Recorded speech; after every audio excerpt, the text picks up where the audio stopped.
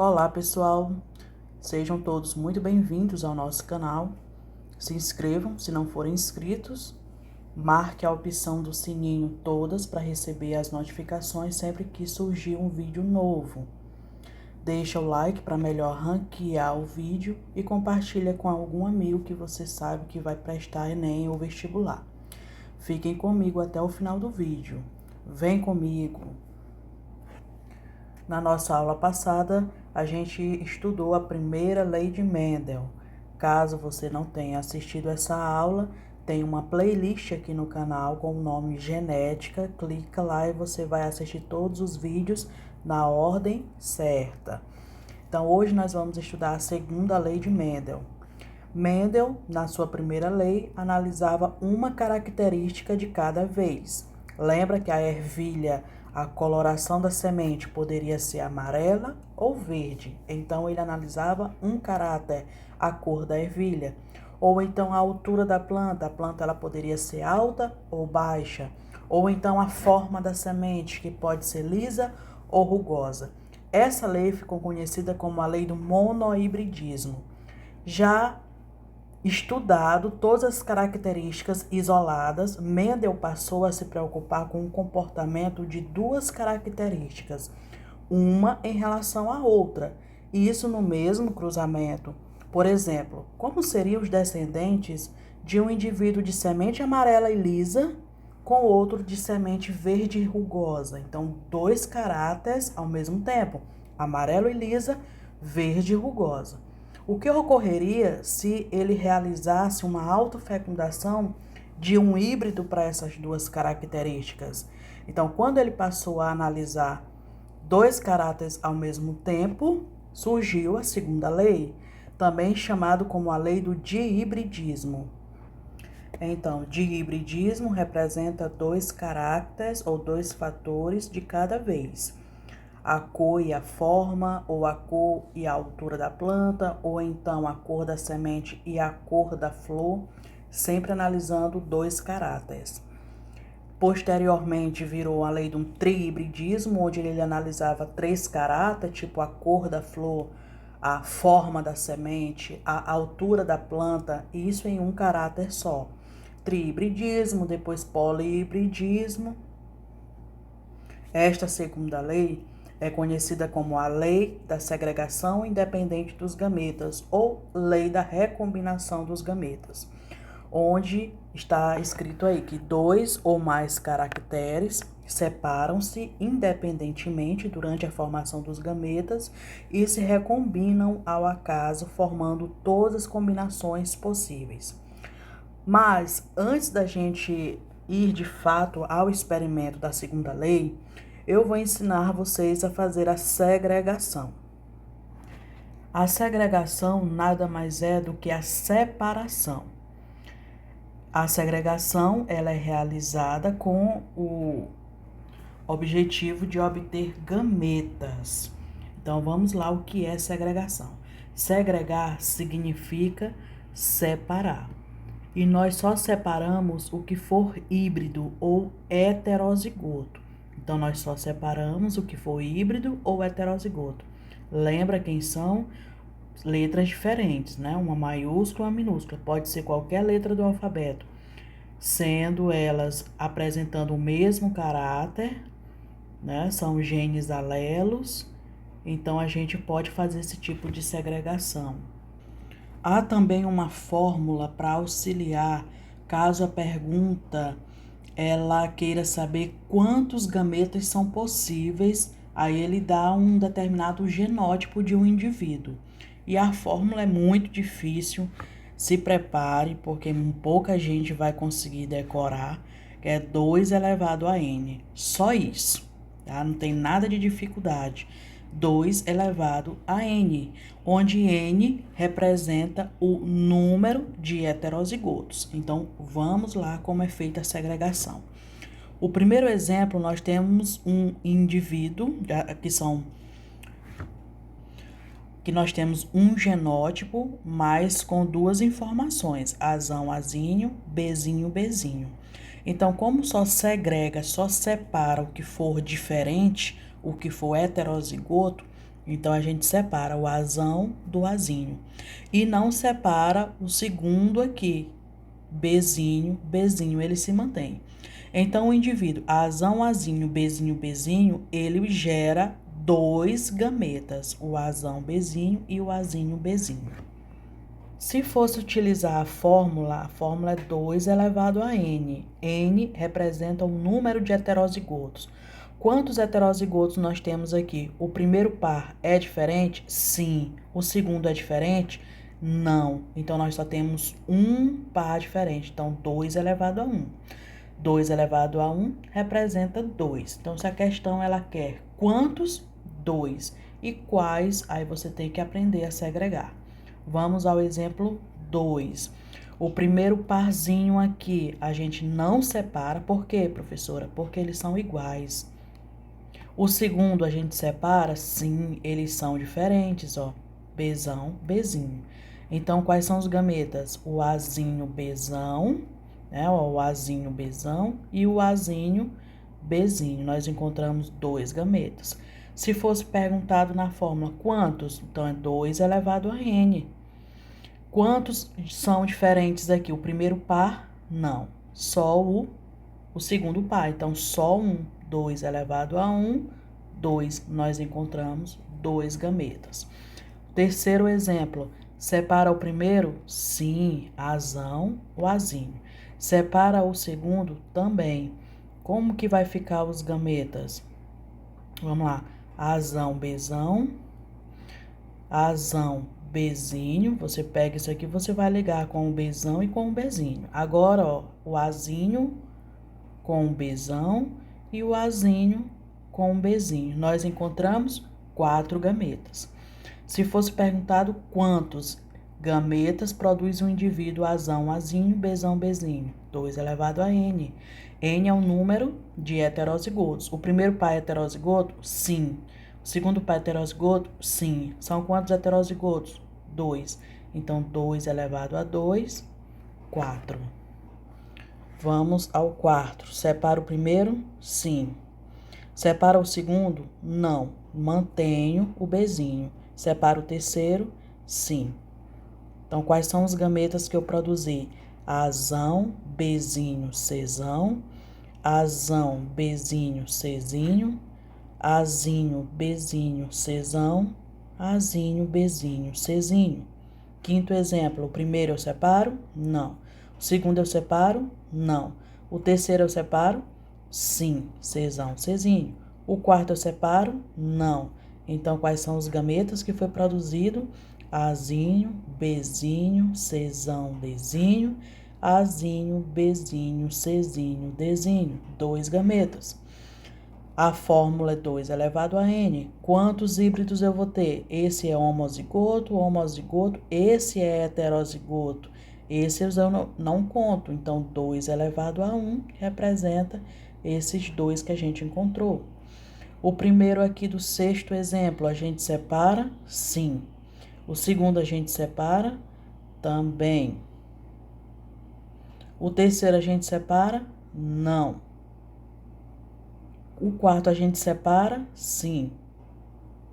Eita, mas vai ficar um gameta com muita informação, né? Quais são os genes aqui? Azão, Bzão, Czão, Dzão.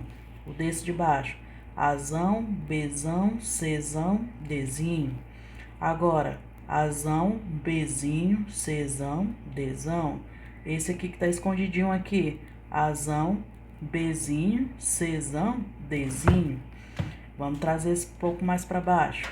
Quem é agora? Terminou o Dzinho aqui, terminou o azão, agora o de baixo. Azinho, Bzão, Czão, Dzão. Esse eu vou trazer para cá. Azinho, Bzão, Czão, Dzinho. Azinho, Bzão, Czão, Dzão. E esse eu trago para cá. Azinho, Bzinho, Czão, Dzinho. Eu errei aqui em um, não é isso? Errou sim, professora. Então, foi aqui, ó. Isso. Azinho, Bzinho, Czão, Dzão. Agora sim. Quantos nós encontramos aqui? O total de 8. 2 elevado a n. Quantos são diferentes? Esse é diferente, esse também é, e esse. 2 elevado a 3. 2 elevado a 3 não é 2 vezes 3, não é 6. É 2 vezes 2 vezes 2, que equivale a 8. Já que você já aprendeu a fazer a segregação, agora sim a gente vai para a segunda lei de Mendel. Então, na geração P, nós aprendemos lá na primeira lei que P representa puros e parentais. Puros são homozigotos, né? Só letras iguais, pode ser dominante ou recessivo. Então, quando ele cruzou amarela lisa com verde rugosa, ele obteve na geração F1 100% de amarela lisa. Então, nós temos aqui duas características dominantes. Amarela em relação a verde. Amarela é dominante e verde é recessiva, pois verde não apareceu. E lisa em relação ao rugoso. O liso é dominante, o rugoso é recessivo, porque o rugoso não apareceu. Então, a gente vai dar nomes. Se o amarelo você chamou que é dominante, e se é homozigoto, letras iguais, então azão, azão. O verde é recessivo. E como a geração P é de puros, azinho, azinho. E também o recessivo ele só se manifesta em homozigose. Lisa em relação ao rugoso é dominante. Eu não posso mais trabalhar com a letra A, porque a letra A já foi para o caráter cor. Como agora é o caráter forma, você pode utilizar qualquer outra letra do alfabeto. Eu vou chamar o liso aqui de dominante. Lembra que é puro? Então, Bzão, Bzão. E rugoso é recessivo, Bzinho, Bzinho. Fazendo esse cruzamento, um indivíduo azão, azão, Bzão, Bzão, ele vai gerar apenas um gameta, né? O azão, azão a gente não separa e o Bzão, Bzão também não. Então, nós temos aqui um único gameta. O indivíduo azinho, azinho, Bzinho, Bzinho, ninguém separa, então só tem um azinho e um Bzinho. Então, na hora do cruzamento, você vai ter o gameta azão, Bzão com o gameta azinho, Bzinho. Fazendo aqui, nós temos, pega o primeiro com o primeiro lá, azão com o azinho, o segundo com o segundo lá, Bzão, Bzinho. 100% todos os descendentes, né, toda a geração F1 foi de azão, azinho, Bzão, Bzinho. Lembra quem é o dominante? O azão e o Bzão. Se tem o azão, qual é a característica? Amarela. Se tem o Bzão, qual é a característica? Lisa. Por isso, quem é F1, 100% amarelo lisa. Para F2, você vai fazer a autofecundação de F1. É cruzar F1 com ele mesmo. Nós já aprendemos a fazer esse tipo de segregação. O primeiro a gente separa, eu vou trazer para cá, ó. Vou trazer esse genótipo para ali para cima, para a gente fazer a segregação. A gente separa o primeiro? Sim, são letras diferentes. Separamos o segundo? Também são letras diferentes. Então, os gametas são azão, Bzão, azão, Bzinho, azinho, Bzão e azinho, Bzinho. Como são genótipos iguais, na hora de você segregar, você vai obter os mesmos gametas. Então, não há necessidade de eu segregar de novo, porque são os mesmos. Então, a gente vai colocar agora numa tabela chamada tabela de Punnett. Todos esses gametas que você encontrou, azão, Bzão, nós vamos colocar aqui, né, na coluna. Observe que são os mesmos gametas que eu encontrei lá, trouxe para cá. E como esse indivíduo ele é idêntico a esse, eu trouxe os mesmos gametas aqui para cima. Agora a gente vai fazer o cruzamento. Como que a gente faz o cruzamento? Nós vamos observar essa célula aqui, que eu estou desenhando, que agora eu vou apagar só para você visualizar. Para você fazer o cruzamento, você vai olhar a linha e a coluna, tá? Você vai pegar sempre letra com a letra, os familiares. A com A, B com B. O que eu não posso pegar é isso aqui, azão, Bzão com azão, Bzão, porque aqui eu não tenho nenhum caráter. Lembra que os genes, para se expressarem, ele tem que ser alelos, né? Genes que têm o mesmo caráter. Então, vamos lá. Em cima, nós temos o azão, do lado azão. Em cima, Bzão, do lado Bzão. Aqui agora, olha para cima. Em cima é o quê? Azão, Bzão. Então, você vai pegar o azão de cima com o azão aqui do lado, ó. O Bzão de cima com o Bzinho do lado. Olha de novo para essa coluna. Em cima você tem quem? O azão. Do lado você tem o azinho. Aqui nós estamos nessa linha. Em cima você tem o Bzão e do lado você tem esse Bzão. Continuando para terminar essa coluna, em cima você tem o azão, do lado você tem o azinho. Em cima você tem o Bzão, do lado o Bzinho. Bom, eu já adiantei aqui o processo. Vamos fazer essas duas últimas células aqui. Ao lado você tem quem? Azinho e Bzão, e em cima você tem o quê? O azinho e o Bzinho. Então, um azinho do lado, um azinho de cima. O Bzão que está ali ao lado e o Bzinho que está lá em cima. Aqui embaixo fica como? Quem é que tá aqui? Azinho, Bzinho, lá em cima, azinho, Bzinho. Então, azinho do lado com o azinho de cima, Bzinho de cima com o Bzinho do lado. Fechou a tabela de Punnett. Nós encontramos ao todo 16 genótipos, 16 descendentes. Em F2, Mendel encontrou 9 sementes, amarela e lisa, tá aqui em cima, ó. 3 amarelo rugosa, 3 verde lisa e 1 verde rugosa. Agora a gente vai entender como que ele encontrou essa proporção. Então, para ser amarela, a característica ela é dominante, nós chamamos de azão. Para ser lisa, é dominante, nós chamamos de Bzão. A gente viu isso aqui em cima, né? Amarelo lisa é azão, Bzão. Para ser amarelo rugosa, basta ter um azão, é amarela. Então, por isso que eu coloquei A traço. Em cima você tem aqui amarelo lisa, A traço, B traço. Por quê? Porque se esse traço for um azão ou for um azinho, não vai interferir. A ervilha continua sendo amarela. Aqui poderia ser um Bzão ou um Bzinho, não importa. Vai continuar tendo a forma lisa. Aqui amarelo tem o azão. A ausência do Bzão representa o recessivo, que é rugoso. Então, rugoso, Bzinho, Bzinho. O verde, a ausência do azão é verde. Então, a característica azinho, azinho, já é verde. Para ser lisa, basta ter um Bzão. Ela já apresenta a característica dominante. Verde rugosa, verde é a ausência do azão, que é dominante, e rugoso é a ausência do Bzão, então Bzinho, Bzinho. Vamos aqui ao primeiro caráter. Azão, Bzão. Quantos são azão, Bzão?